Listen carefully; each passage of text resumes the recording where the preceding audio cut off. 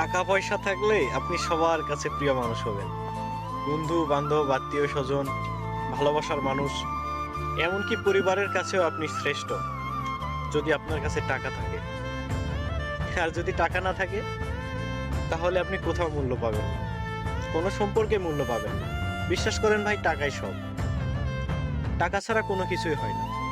একটা ছেলে, তার জীবনের সবচেয়ে বড় ইমোশন হচ্ছে একটা বাইক। যদি তার একটা বাইক থাকে তো দেখবেন সে অনেক হ্যাপি। হ্যাপি বলতে আহ, আপনার কাছে যখন টাকা পয়সা প্লাস একটা বাইক থাকবে তখন আপনার বন্ধু বান্ধবের অভাব হবে না। আপনি কোথাও যাচ্ছেন, তখন যদি কোনো বন্ধু বান্ধবকে বলেন যে আমি একটা জায়গাতে যাব, যাবি নাকি, আপনার কথা শেষ না হতেই দেখবেন যে সে আপনার গাড়ির পিছনে উঠে বসে আছে। আর সবচেয়ে অবহেলিত হতে হয় যখন একটা ছেলের বাইক থাকে না। দেখবেন বিশেষ বিশেষ কোনো দিনে আপনার অনেক বন্ধু বান্ধবের হয়তো বাইক আছে, তো তারা ঘুরতে ফিরতে যাচ্ছে কিন্তু আপনার কাছে বাইক নেই। ওই দিনটা আপনি এতটাই অবহেলিত তাদের কাছে, যার নাই একমাত্র সেই বোঝে। সবার জায়গা হয়, কিন্তু যার পকেটে টাকা থাকে না তার জায়গা ওখানে হয় না। এরকম কষ্ট আমিও পাইছি। তবে সব বন্ধু বন্ধু হয় না। কিছু কিছু বন্ধু আছে যাদের ঋণ আমি কখনো শোধ করতে পারবো না। আমার জীবনে কিন্তু বন্ধুর সংখ্যা খুবই কম, তবে যারা আছে এরা কোনো অংশে কম না।